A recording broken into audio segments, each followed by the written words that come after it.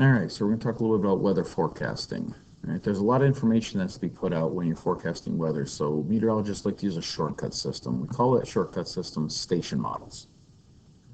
In this particular instance, we can put up to 10 pieces of weather data on a single station model, and that allows us to make it very concise. It's standardized, so everybody uses the same information, and it just makes it a little easier to record that much information in such a small space. All right, page 13 shows the example of the station model, and it shows what each part means. So you can refer to this if you want to know what each portion of the station model represents. Sky conditions, how much of the sky is covered. We talked about how if you have nothing, the circle not filled in at all, you have 0% or it's clear skies, all the way up to the entire circle filled in where you have overcast skies, 100% cloud cover. Wind speed and direction. When we look at wind speed and direction, first thing we look at is pretend there's a compass rose, and where is the stick coming from? Okay, it's coming from the southwest. And then we look at the feathers. Each whole feather is 10 knots, each half feather is 5. So we say it's from or it's out of the southwest at 15 knots in this one. All right, a couple examples.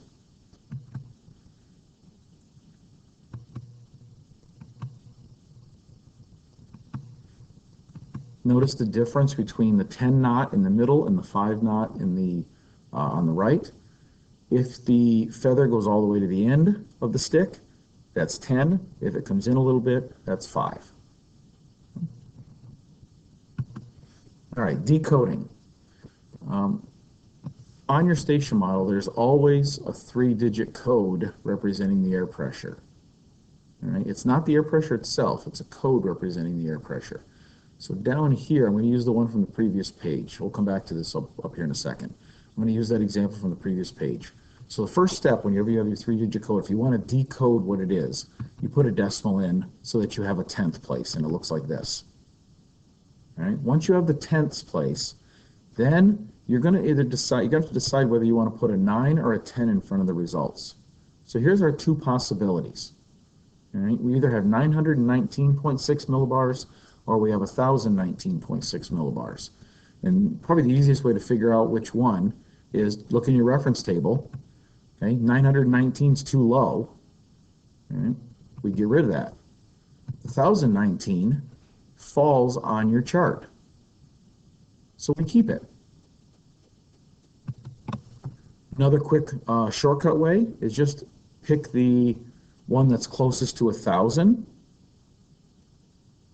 or we'll look at the examples down at the bottom here. Okay, if the 3 digits that you're working with are less than 500, you're going to put a 10 on it and then put your 0 in. Put a 10 on it, put your decimal in. Excuse me, decimal, not 0, decimal. If it's greater than 500, you're going to put a 9 on it and your decimal. So this one's less than 500, 280 is less than 500, so we're going to put a 10 on it with a decimal. So we go up to the top again, 053, it's less than 500, we put a 10 on it, we throw a decimal in there. So the code 053 represents a pressure of 1,005.3 millibars. All right, encoding is easier. If I give you the pressure, 1,013.5 millibars, all you got to do is get rid of the decimal. So now you have that in your head, you have that. And you're going to report out the last 3 digits. So all you're going to do is take the 135 and stick it on the circle. That's all you're going to do. You're going to take the 9 off or the 10, whatever it is, record those last 3 digits. So down here at the bottom, we got 327, 122, 873, and 001. That would be what goes on the circle representing that station model. All right, the trend just means what has it done over the last 3 hours. All right.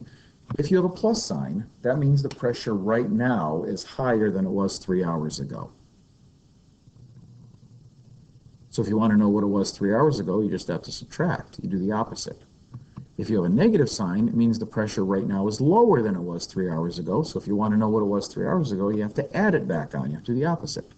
And the 19, remember it's missing a decimal, just like in the pressure code, means actually 1.9. You always got to put the decimal back in for the trend, just like you do with the pressure. So if I want to know what the pressure was 3 hours ago, I start with what I know first. I know what the pressure is now. Right, 196 is less than 500. I put a 10 on it, throw a decimal in there, and I've got my pressure now. Plus 19 means the pressure right now, 1019.6, is higher than it was 3 hours ago. So if I want to know what it was 3 hours ago, I got to go back down. I got to subtract it off. And what do I subtract off? The 1.9, because I got to put the decimal in there. With the 19 missing the decimal. Gives me that. Here I'm doing the opposite, right? 1000.7. My trend is a negative 28, so I got to add 2.8 back on. It gives me 1003.5. I'm just doing the opposite. All right, we're going to draw a station model, all right? Here's our parameters.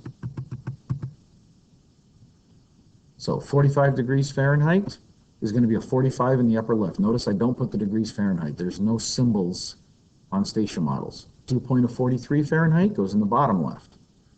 Wind direction from the northeast, I draw my stick to the northeast quadrant. 20 knots means 2 feathers, and it can be on either side of the stick as long as they're both on the same side.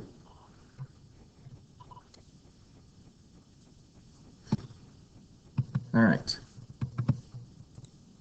So, overcast skies means we fill it all the way in. Rain showers means we have the little snow cone looking thing, okay? Visibility, 1.5 miles. Remember, that is written as a fraction. We don't use decimals in the visibility. The only place we use decimals is in precipitation. Pressure, 997.3, so we record out the last 3 digits, 973. The trend is lower, so that's a negative, by 2.9 millibars, so we take out the decimal and we put minus 29. And then our precipitation is 53 hundredths of an inch. That we leave the decimal in. That's the only one that actually has the decimal. All the other ones either are a fraction or the decimal is removed for convention's sake. All right, an air mass. Air mass, think of an air mass as a big bubble or balloon of air. And everywhere in that bubble, the temperature and the moisture conditions are the same. The type of air mass we have, whether it be polar, tropical, Arctic, whatever, is all dependent on where it forms. It's the source region where it forms. Did it form near the poles, in which case it'd be a cold air mass? Did it form near the equator, in which it would be a warm air mass? Did it form over land? It would be a dry air mass. Did it form over water? It would be a humid air mass. All right? And so that gives us our types of air masses. Tropical air masses form in the tropics. They're warm. Polar air masses form near the poles. They're cold. Continental air masses form over land. They're dry or arid. And maritime air masses form over water. They're humid. And then we just take and put them together. That's all you got to do. All right? We have 4 different combinations we can create from that. We can put C with P, and notice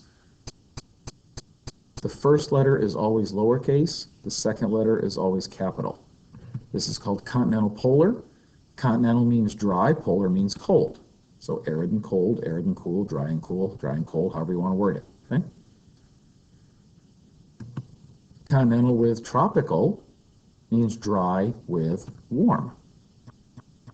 Maritime with polar means wet or humid and cool. And maritime with tropical means wet or humid with warm. Notice I put an asterisk next to the CP and the MT because those are the 2 most important air masses for us here in New York. The CP air coming out of central Canada influences our winter weather. The MT air mass coming out of the Gulf of Mexico influences our summer weather. In the middle, spring and fall, they kind of fight over each other, and that's what creates a lot of storms and tornadoes and things like that that occur here in the United States. All right, so we're going to label these source regions. Number 1 is over water, and it's higher in latitude, so it's an MP. Number 2 is over land, and it's higher in latitude, so it's a CP.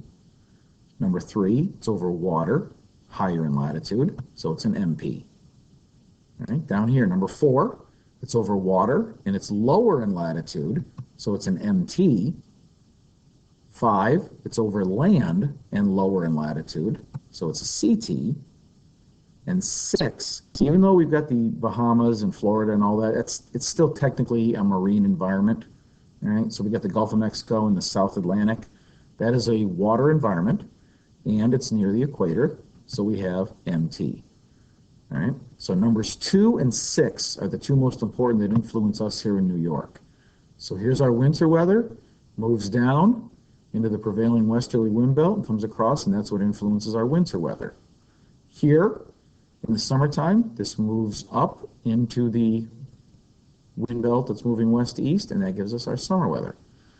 In the fall and the spring, when these two fight, that's why we have a lot of storms in here. That's why it's called Tornado Alley, because we get a lot of tornadoes that spawn off of those supercell thunderstorms that form by these two air masses fighting over each other. All right, 4 basic fronts. A front is a leading edge of an air mass. It's the front of an air mass. If it's a cold front, it's the front of cold air.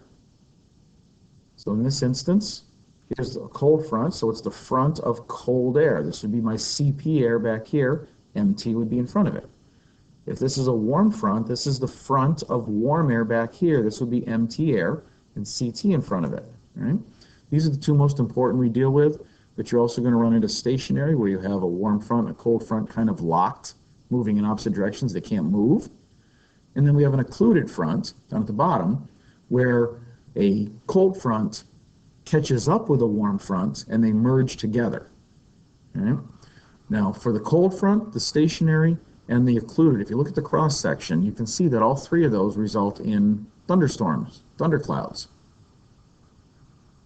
Whereas the warm front gives us lighter, gentler rain. Right? All 3 tend to give rain, but the cold, stationary, and occluded give us stormy weather, where the warm just kind of gives light, easy rain. All right, here's a little 3-dimensional block diagram showing what's going on. All right, this is a cold front, so the CP air is catching up to the MT. It's colder, more dense, so it goes underneath and forces the MT air to go up really quickly. If it rises, it's going to expand, cool, and condensation is going to occur, and that's where the rain clouds come from. Warm front, we've got warm MT air catching up to the cool CP air. The MT is lighter, less dense, so it rides up on top of the CP air. And because it does that, you still get rising, but it doesn't do it as dramatically. And so therefore, you're going to get a more moderate light precipitation over a longer, wider distance, longer time frame. Okay. All right. A low pressure system that forms in our area, mid-latitudes between 30 and 60 north, we just call it a mid-latitude cyclone. It's just a fancy name for a low pressure system. Notice the position of the cold and the warm fronts. That's very indicative of all low pressure systems.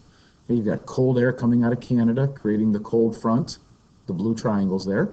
And you've got the warm air coming out of the south, out of the Gulf of Mexico, creating the red half circles, are your warm front. You can see the counterclockwise rotation.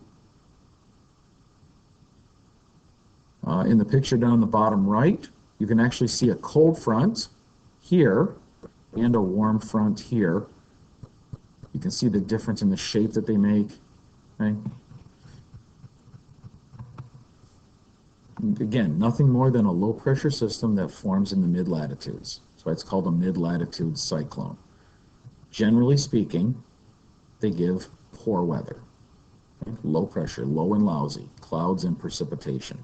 If you look in that picture in the bottom right again, both fronts give precipitation. The cold front tends to give heavier rain right near the front, where the warm front tends to give lighter showers out ahead of the front.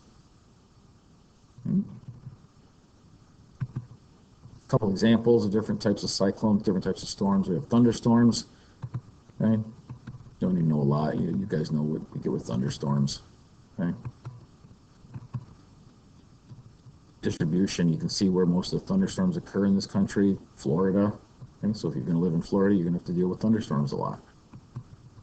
Tornadoes, you can see where the majority of the tornadoes occur. Oklahoma, North Texas, and Florida. Those are, and then some Indiana areas. So those are some of the key areas. That whole central region is basically called Tornado Alley. That's where the majority of the tornadoes are going to occur. And then I showed you some pictures of some different tornadoes. I'm not going to spend a lot of time going through each of these. You can see some of the damage that's associated with them. And then hurricanes. Okay, hurricanes form near the equator. Warm, moist air. We get evaporation off the ocean. That's kind of what drives the system. Storm surge, flooding as the hurricane makes land. That's where a lot of the flooding occurs. Until it's a hurricane, it actually starts out as what's called a tropical depression until the winds get up to 38 miles an hour. Above that, they're called a tropical storm until they're 73 miles an hour. And then once they're 74 miles or higher, we call it a hurricane, and we measure them category 1 to category 5, depending on the strength of the winds and the low pressure that's involved. And they have some different names. You don't need to worry about that too much.